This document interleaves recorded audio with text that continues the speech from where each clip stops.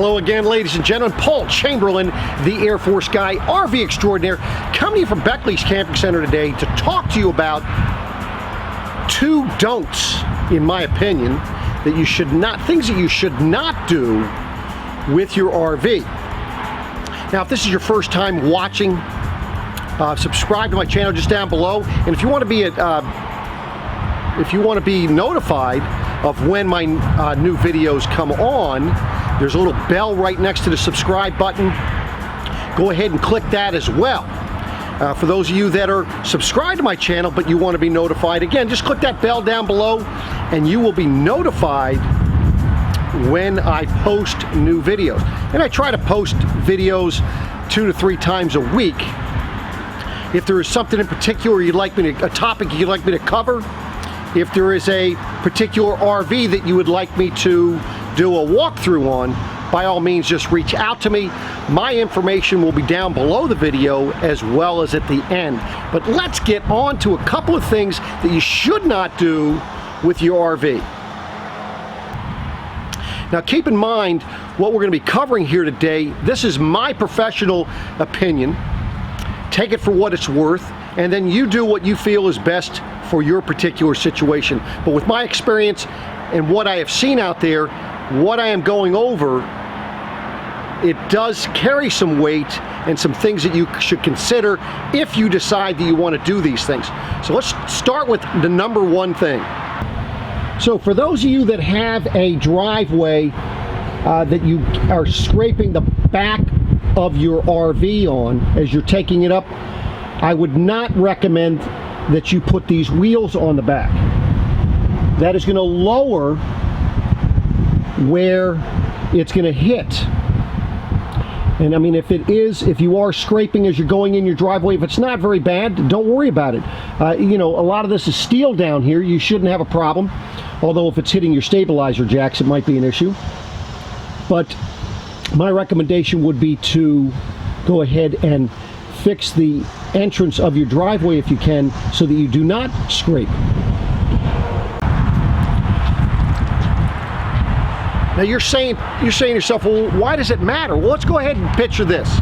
Let's pretend that this is your RV and you've got it hooked to your vehicle, and then you put something on the back. And what's going to happen is, as you go in that driveway, okay, what's going to happen is you're going to be bending it at both points. And that is going to stress it, and you could crack a sidewall. There's a lot of things that you could do to damage your RV. So don't do it. Again, my recommendation would be try to alleviate the entrance point to your driveway or wherever you're going, so that you're not hitting the ground on the back end. But by putting wheels on the back, you are going to go ahead and lower your the point where now you're going to be stressing your RV. So that's something I recommend you do not do.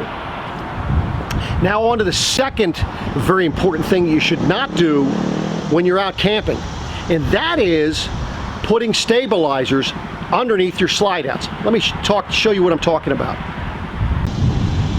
Now there are some people out there to talk to you about putting stabilizers up underneath this metal portion here of your slide out to kind of keep things from rocking in your RV, whether it be a travel trailer or a fifth wheel motorhome, whatever.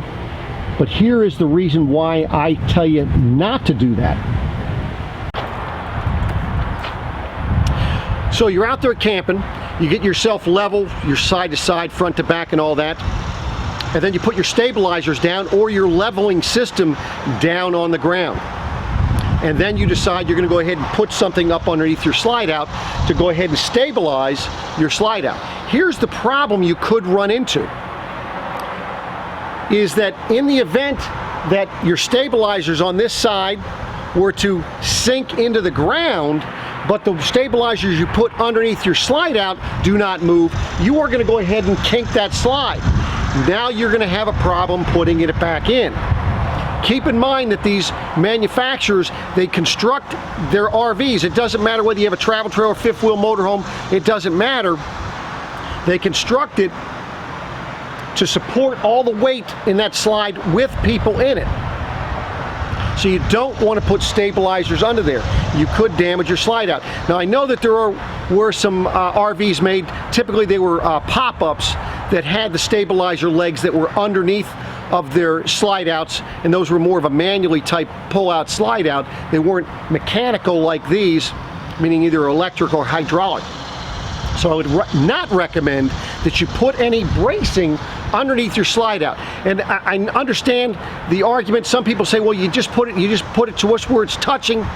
But again, the issue you're going to run into, if on this side of your camper, if your stabilizers or your levelers sink, and I don't know how far they're going to have to sink in order to create an issue, but if they do sink, you will have a problem with your slide out. So again, my professional opinion, that is what I'm recommending to my customers. So there you have it, ladies and gentlemen.